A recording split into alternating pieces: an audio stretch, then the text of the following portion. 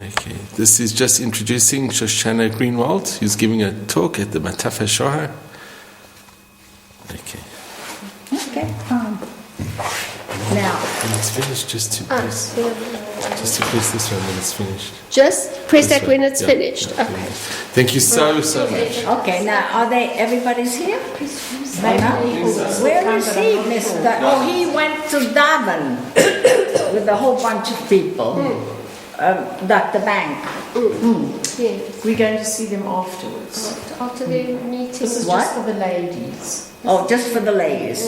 Now, tell me first of all, basically, what you're interested in, so that I don't have to sidetrack with anything else. Anything that you want to say should What? Anything that you want to say should be interesting. That's right. All right, let me tell you something. Like, my name is Shoshana Greenwald. I was born in Bratislava, which was Pressburg, in 1936. And my father, he asked me very much, Dr. Bank. He read this. I wrote this book, and Art Scroll published it.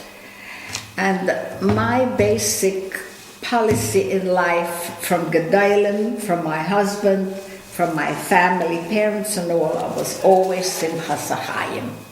That you always have to be happy with life, and you need emunah bitochen, otherwise there's no way to live through anything. So when we were children, I just had one sister, and so I wrote the book. I wrote about basically what one person can do to save the lives of thousands of Yidden. My father was the right hand of Raoul Wallenberg, the Swede, in World War II, in Slovakia and Hungary. But my father was a very gutsy, smart, and this individual, why? He was president of a German pharmaceutical company called Globus International, which still exists. They had no idea he was Jewish, spoke a fluent German, didn't look Jewish, whatever. And this is how he knew in 1932 exactly what Hitler was up to. And when he spoke to Rabbanim and he spoke to people, leave your businesses, leave the countries. Hitler is building in Auschwitz, because he didn't tell he was building there. He says he was building work factories. And that same thing with old Treblinka, with Bergen-Belsen, and all these places. And they were all like laughing. My father was the grandson of the Ksav Sofer, and most of them there were Rabbanim in the family, but he was a businessman. And he knew the scoop, and he was extremely smart. Nobody was ready to leave. In 1938, people came running to him. They said, Mr. Fry, we want to get out. You were right what you said. He said, I am sorry. I have no way to get you out right now. And my father went to say goodbye to his father, who was the son-in-law of the Ksav Sofer, and that he's leaving for England because my mother was in England at an expo in 1938, and my father sent her a telegram and said, don't come back. Hitler marched into all the countries. We're going to come out to England. My father went to say goodbye to his father, and he said, no, you can't leave. You have to save Slovakian and Hungarian Jews with Rabbi Weissmandl. You cannot leave. So he said, and I promise you, you're going to meet your wife again, and your children will get saved. First thing he did was he sent my sister, who was 2 years younger than I, to Palestine. And we have a Benedict family who many brothers came in 1930s, early, and she was raised by one of them in Tel Aviv. That's where most lived. My mother was in England. My father and I got stuck right there. What did he do? He got me, being that I spoke German, and I was blonde, he got me German papers, and of an orphan of a German soldier, basically. And to make a long story short, as far as this goes, I was with the gypsies and in the bunkers, and my father gave me a tiny pistol. He says, you put that under your shoe, and when a German, a Nazi comes near you, you shoot him in the back, not in the front. And the major problem there was a war between the United States, the Russians, and the British. So there was a regular war with bombs and everything. And there was Hitler. I mean, you know the whole story, how it was with the camps and all. Now, Hungary didn't have concentration camps till 1944. They didn't send the people out. One day I woke up because my father had me by a spy. There was a spy who was a spy for the Russians, a lady, and she stole my papers. Now, if you didn't have papers, there was no way that you could, the Nazis came, Heil Hitler, Heil this, you know. So what happened was, I got pretty scared. My father was in the glass house in the basement where Raoul Wallenberg, the Swedes and the Swiss had their offices, and he was printing 24 hours a day. You'll see it from this book. He was printing passports and all kind of false papers so that the Jewish people were able to get out. He used to send them through Trieste in Italy on a boat. And they paid millions of dollars to get the Jews out, and they went to Palestine in those days. Make a long story short, I didn't have the papers and I was very, very scared. And I went out and I wasn't afraid to go to the street because there was bombing day and night. And I heard that there was, the way they said in Hungary, Choda Rabbi, that there was a wonder rabbi in the ghetto. I looked, I was that time, in 44, I was 8, and in the ghetto, and who was it? It was the Belzer Rebbe, Rav Rokach, Rav Arele of Belz. I didn't know, I wasn't raised Hasidish, and I didn't know about it. But I got in after 3 days in the ghetto. I got into the Rebbe, and he asked me my name in Yiddish, which I didn't know Yiddish, but I knew German. And I told him that my name was Fry, and I was the Enikel of the Shuranya Rav.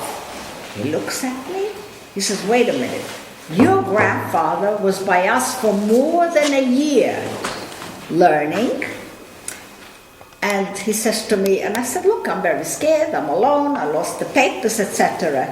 He says to me, he gave me a small coin, he says, put it under your shoe, the heel, and he says, when you see both your parents, you come and give it back to me wherever I'm going to be.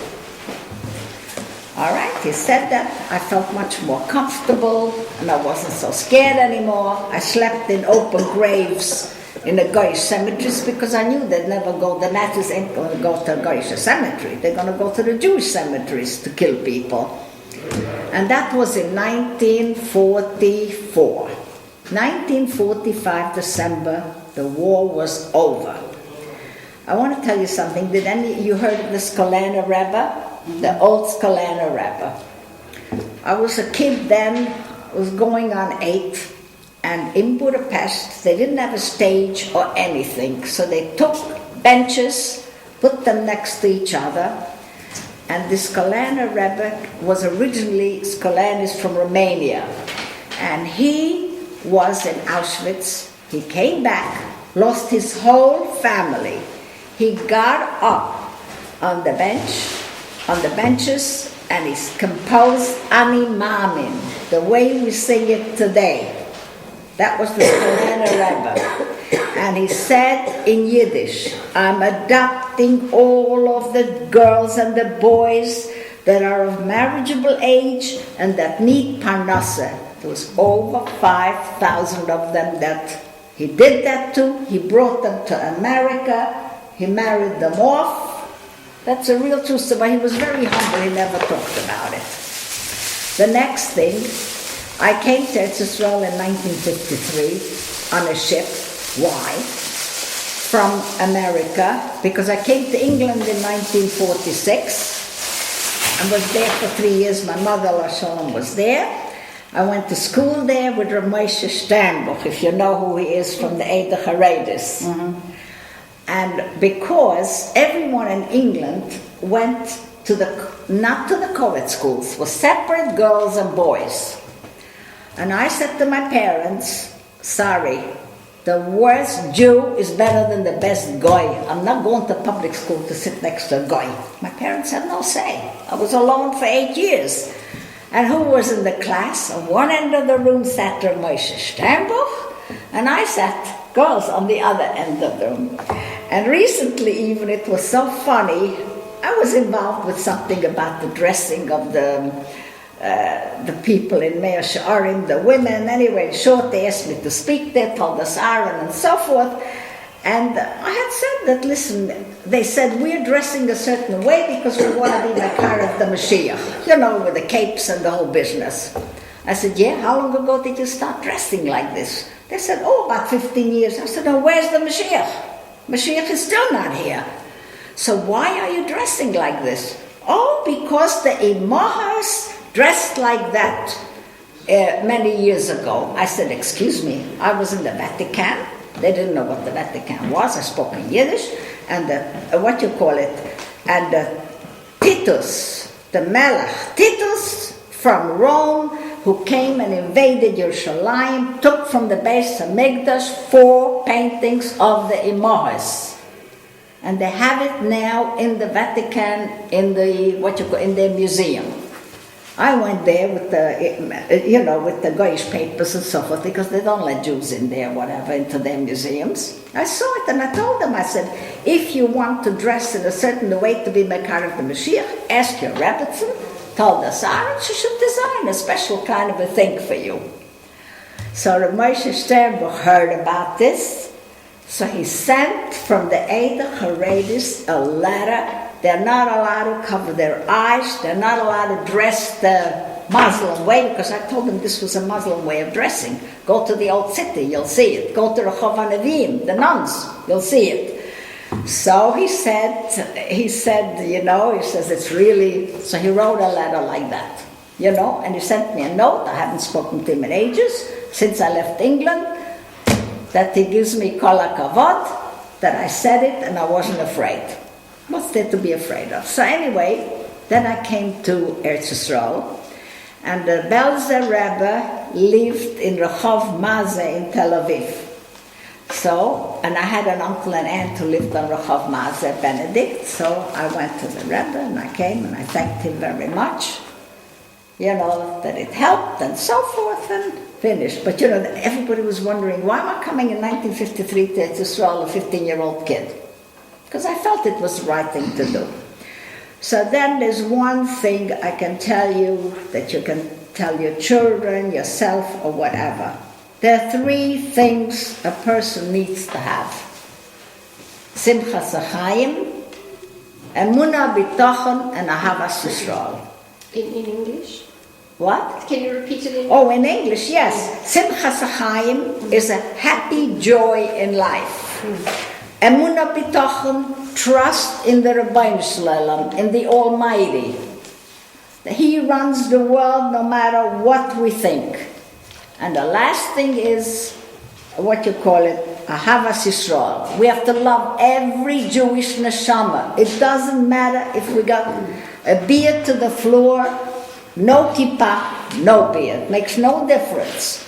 And every time I speak here in Eretz Yisrael to professors and all types, in Ivrit, I always tell them that. They said to me, why do you happen to why do you have to have Ahavat Yisrael to fry a Jew who knows? I said, you know why? Because the worst Jew is better than the best Goy, because he can always do tshuva. That's it, basically. So, these 3 things we need. And if we don't have it, we can't live today. Nobody knows what tomorrow is going to bring. And this is the way it is. And my father raised me that way in the war, and I never would have survived alone for 8 years, or 6 years, whatever, if not to have this. And you all know the stories about Nazis and Auschwitz and everything else. It's in the books. One doesn't have to talk about it. But we just have the attitude that we have today to look at things. Any questions that anybody has? You can ask me any questions you want. Deciding questions to ask? Any questions How that did you you really manage being so young? Because you know why? Would you eat and sleep? Would you Let me talk? tell you, you're asking me about eating, for instance. I never ate as a little kid even a thing that wasn't kosher. My father gave me a sack of brown beans, had it sent into the bunker, and a jar. I wasn't far from the river of the Danube. I went at night, filled the jar with the beans. By morning it was soft, and that's what I lived on for 2 years. And I love beans to this day. That was the eating. And then I never slept at night in the bunker because I was afraid if I speak in the sleep, what if I say I'm Jewish or whatever or anything else? By day I slept in the bunker because it was noisy, so people wouldn't hear. That was this, and there were very difficult times, for instance, by the Danube, the Nazis shot. They lined up hundreds and hundreds of Yidden children and everybody, and they shot them in the front, so the backs were thrown into the Danube. When I saw that, there was the one time in the war that was very, very upset. There I was standing across the street, and I was left alone because they thought I was a shiksa, in plain English. And when I came to Eretz Yisrael the first time, I have to tell you, in 1953, the country was very different. Everything was tzionut. They hated any frummer. For instance, I went in Kikar Dizengoff in Tel Aviv, and soldiers were, that time it was after the British, they all went in shorts, that whole business, how they dressed. And Israeli soldiers screamed after my friend and me, Adukot, Adukot. Adukot is a shame, Ganai is a real disgusting name for a religious person. Oh, why did they? Wait, because that's how they were. I turned around and I said to them in Hebrew, because I spoke Hebrew then, and I said to them, get lost and go 50 feet under. That's where you belong. They ran like a plague. It was very different. Well, you had a lot of courage. What? You had a lot of But courage. anyone who survives and has a positive outlook, for instance today, I give an example. Here in Israel, I go into a supermarket, there's a line by the checkout counter, and people are pushing and pushing, whatever. I turn around, I see a religious man with a beard and everything else. I turn around and say, in Hebrew, I tell him, oh, Adoni, it looks to me you're a Talmid Chacham, and you're a nice person. He says, yeah. I said, don't you know, it says, you're not allowed to touch a woman. He ran like a plague. But you can't let yourself. I never start with anybody. But, I'm not, you have to know where, otherwise you can't manage here. It's a different system and so forth. But Baruch Hashem, it's much better than it was. And let's hope, listen, we have there are 3 Simonim before Bias HaMashiach. One of them is, that Yishmael is going to fall all over the whole world. You see him fall over. It's in Europe, it's America, it's Asia, it's everything. They're all over. And the 22 countries around Eretz Yisrael. And be Baruch Hashem, it's quiet here. And all the others, they have fights between themselves. The next thing is, there has to be, if there is no Ahavat Yisrael, Mashiach is not going to come. Either we are very bad or very good. And then also, there's a climate. Wherever it's hot, it's cold. And wherever it's cold, it's hot. You see it. Eretz Yisrael, was there ever a winter after Purim? America is 70, 75 degrees in New York. And then, these don't happen usually. And the poor countries become rich, and the rich countries are poor. So there you are. The Simonim are here now. We just have to hope for the best. And everybody does their own thing, whatever they're good at. Mitzvahs, whatever it is. Did you live in Budapest after the war as well? After the war, Yes. I left Budapest in 1946 March. Came to England. So I have a question. My family's from Budapest, Yeah. from before and after the war. And my father tells me that after the war, the biggest shul in town was a conservative shul. Doha, you would say, sure. So how is it after the war Well, you that the have- conservative took over Yeah, so but you quickly? have to know something. There were millions of people killed. And from Hungary there were plenty killed, especially from people. All the villages and everything were all Haredim. The only place where they had, Budapest was the only place where you had the Reform and the Modern and this in Dohányi and this one and that one, you know? And what could you do? So was the conservative that shul there before the war also? Not just concerned, sure, the Reform is Reform. You know that when they ask me, modern people, why is it, when I talk like Chilonim, why is it 6 million Jews were killed? Where was God? They ask me. There were good people and everything. I said, listen, I don't have an answer, but I might think, do you know the history of reform and everything that happened in Germany and with Mendelssohn and everything else? And then it spread to Poland all over. Where were we, the good Jews? Who knows? But it is true that the biggest shul in Budapest was Reform. Reform. Real reformists. It was a horrible, this reform business. You know? I was The back percentage of Orthodox people is very small. because the ones, when the percentage became larger was in 1942, many of them came, Poland, from all over to Hungary. But otherwise it was a pretty reform thing. We're not talking now of places like Satmar and, all these other places there in Hungary. We're talking of the real Hungarians. We're very much into the reformists and theaters and, and everything else. Yeah. Can you tell us more about Raoul Wallenberg, the man? Yeah, what he Raoul did? Wallenberg was single. He was from Sweden. And my father, Zatzal, always said that the Russians, they captured him in Budapest, they took him to Siberia and they killed him. Because my father tried to send underground people and everything to look out where he is. And he claimed that he was killed by them. Because why? Because His family were partners in the Krupp armaments empire in Germany.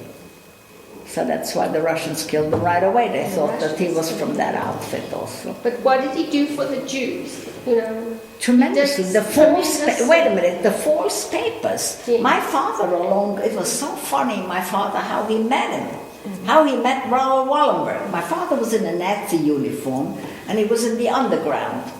And Wallenberg wanted to make a contact with him because he was in the underground. And then when he found out he was Jewish, he had no idea my father was Jewish and so, and that's when they became partners in the... This is in English, I wrote this, published by Artscroll. You see, this is Budapest even today. Look at it. Huh. Yeah, but you can buy it here, they sell it by Gittler, the bookstore in Shmuel, all over here in Etzisol, no problem. Any other questions? No, but what made Wallenberg, being a non-Jew, help the Jews? What? Wallenberg was not Jewish. What's not? Let me give an example. Yeah. When the Arrow crossers came and they stopped everybody and they wanted an ID. So if I came up with the idea of a German and I spoke German, they let me go. They would have killed me But otherwise. that's thanks to Wallenberg, Wallenberg, and your father, who well, made he gave out. My father bought the people, and Wallenberg had his whole outfit there to make the false papers and everything. And my father got him on a submarine or boat immediately to Israel. And they bought off people. They raised a lot of money.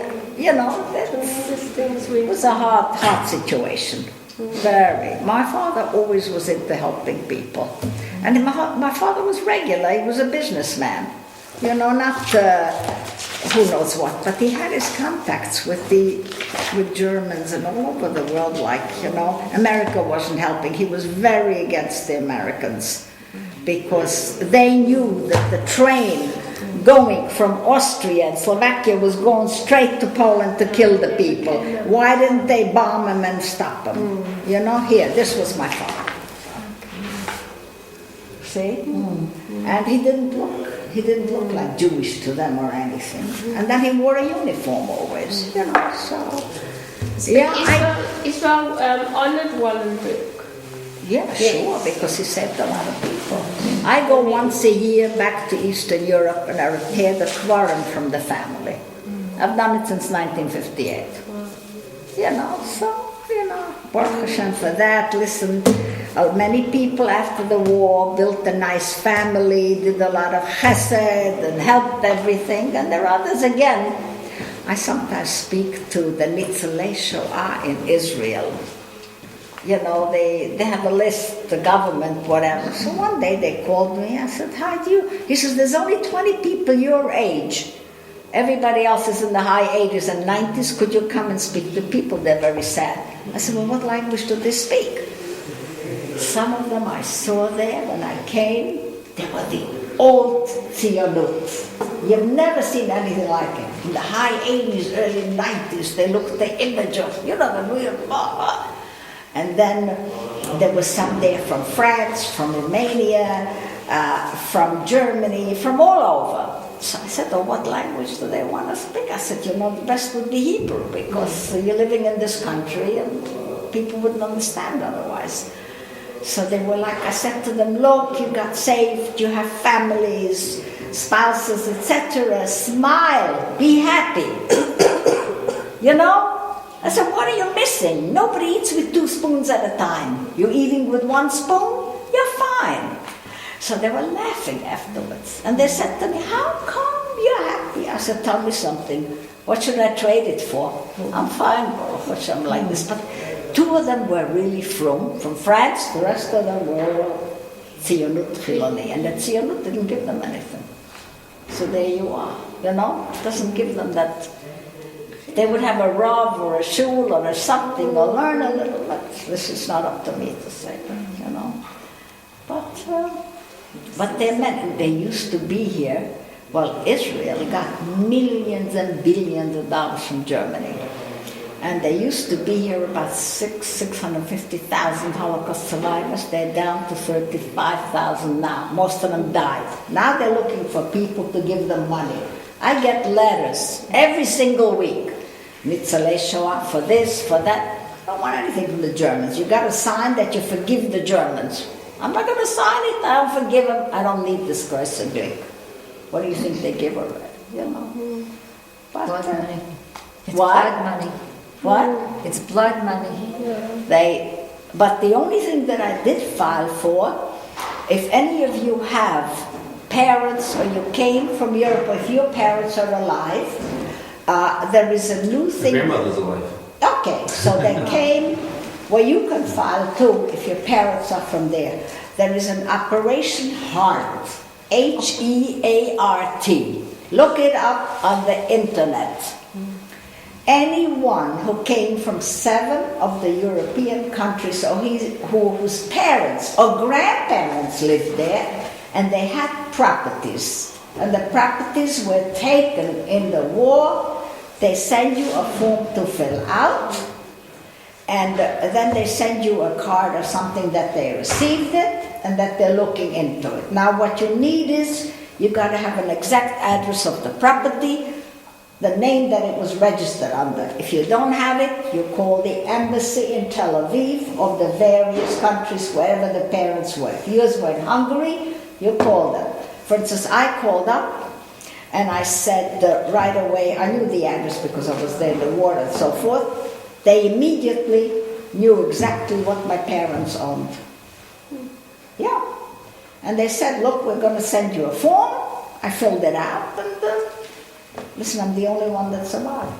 There's nobody else left anymore. They all died. So but I wouldn't, otherwise I'd take nothing from the Germans. No claims conferences, nothing, no benefits. You have So to what are sign. they going to do that if you had that property? What do they want to They want to give you compensation. do for that property? In other words, let's say, for instance, my grandfather, Tal, who was the Ksavsefer son-in-law, he had big ships for wines and everything else, and he had a giant property and all. I filed for it. And I filed for my parents. That's all. What it'll be, that's all. But to sign that I forgive the Germans, in order that they should give me 500 lousy shekels a month, I'm not interested. You know. So forth. But that you should look up, if any of you, it could be a grandparent. It's Poland, Poland, Germany, France, Hungary, Austria, Czechoslovakia, all these countries. It's 7 countries altogether. Now, if you're living in Israel, you have preference. Then Kadima. The ones abroad who file are the second category. And you receive something from this? Not yet. I just filed. I saw Something new? It's something new? This is something new. Yes, this came out. I think in November or December. And I filed it, and they sent me a postcard that they received it, and they're working on it. And there's a man, a Mr. Berman, who is the president of this heart. And interesting enough, their office is in Wisconsin. An Israeli lady in Wisconsin runs the office. And the main office is here in Holland. So you can find. Why not? I'm sure your grandparents had a house there or whatever. After the war, they went back to it. They lived there after the war. Okay. They kicked And the you guy see, out. if there was silver or anything, whatever they had, entitled to that also. Because I looked into it. I'm in Europe every year, so, Yes, so forth. But look, that's the most important. Listen, now we're looking ahead. After, they said, you would know who the Beis HaLevi was. Okay, the Beis HaLevi was the grandfather of the Brisker today, the Soloveitchiks. So David Soloveitchik and that was the grandfather. He passed away in 1942. And he said, before he passed away, about 3-4 years before, he said, from the beginning of World War II, I checked it with Meir Soloveitchik because I didn't want to say something I just heard. He said that that World War II starts in 1939 September. Maximum 70 years afterwards could the world exist without Mashiach. And the sons said it. Yes, that's what the father said. Do you believe it? So we have to hope for the best. No, that's 7 years past already. It's like 70 years when it ended. It'll be like, I would say it would be like 2014, 15, around then. That's the maximum, he said. Who knows, maybe before. We don't know. Yeah, so forth. Anyway, it was a pleasure of meeting you all. Yes, thank you. Pleasure meeting you. What? It was a pleasure meeting you. Oh, likewise. I tell you something, I keep pretty... Jewish people, unlike others, we always go back to our roots.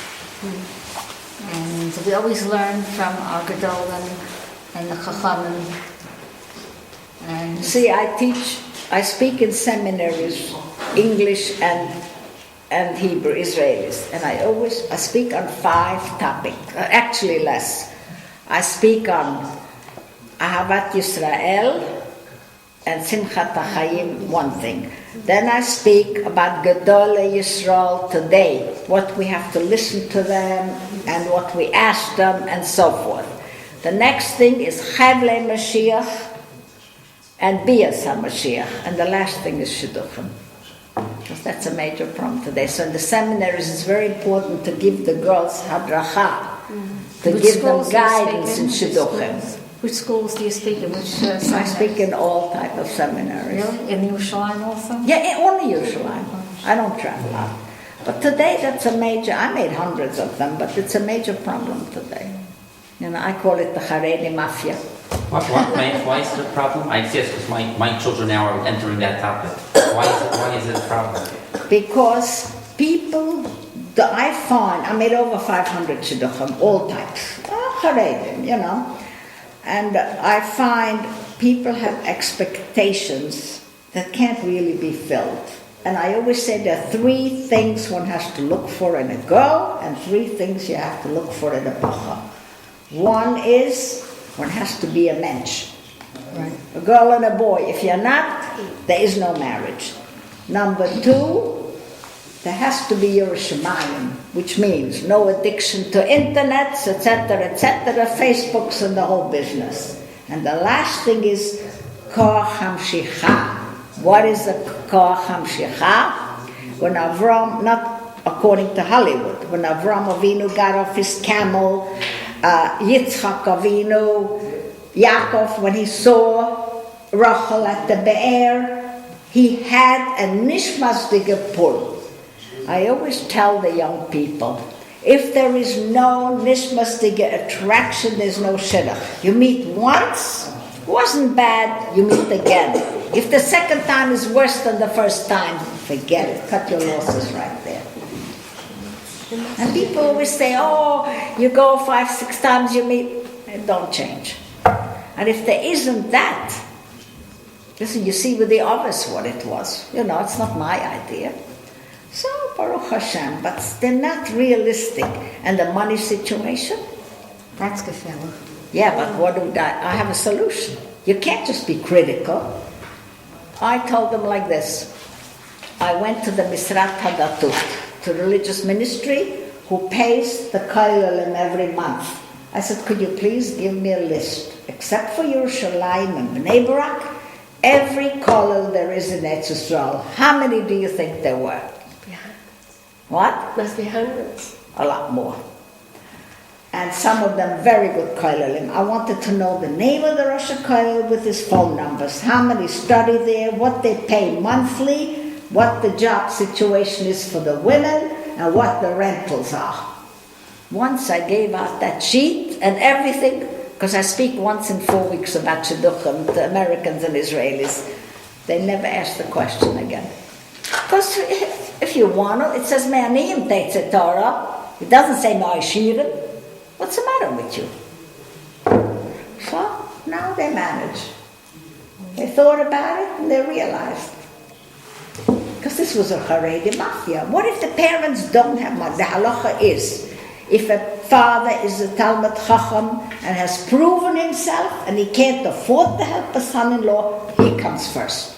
That's the halacha. Ask Rebbe Eliashu. I asked the psak 25 years ago. And that's what I was told. So, Baruch Hashem for that. Listen, there's more Torah today than there ever was in the time of the Beis HaMikdash. So, Baruch Hashem for that. Got to look at it positively. Otherwise, it's no way. But the job situation is very difficult. The what? The job situation for Depends. the girls when they finish the seminaries. Excuse and me. They learn professions, architecture, lawyers, accounting.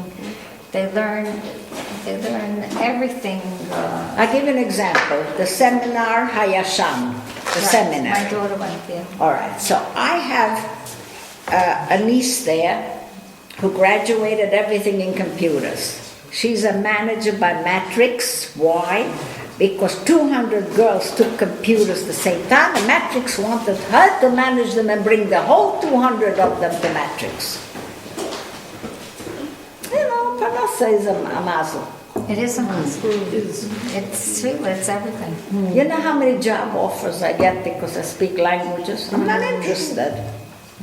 Yad Vashem wanted me. There's no way. I told them, there's no way I would work for them. Why? They had a picture of one Haredi person, or a Weissmantel Zatzal. Everything else is Chilonim, what do I need it for? I thanked them very much, and I said, listen, but then you tell me that's for him. You're too much old-fashioned your way. It's not for me. But there is, it depends. You'd be surprised. I looked on the glut job thing. They had over 8,000 jobs, and out of that, 6,000 was for women. And most of them were Yerushalayim. You know, I don't mean up who knows where. So, you know, it's a mazel. At what? I find lawyers forget it. From girls, like when they tell me, oh, they're studying psychology and this and that. I said, which husband, which yeshiva bacha wants to marry someone who's going to give it all the time guidance and adracha? I said, you got to say you're a social worker with little children. They can't find shidduchim. You know, you got to know the system a little. You can't fight it, you know? Listen, you have children marriageable age? My children are married. Baruch Hashem. So We're working on the next generation. grandchildren. Okay. You should have atzlacha. That's the Amen. most important. It'll be good. You know, so forth. Now, let's see. Yes, thank you very much. What? No, you're saying thank you. Thank you very much. Very interesting. Well, I'll tell you something. Oshko wants me to write a book now. Not about the war, this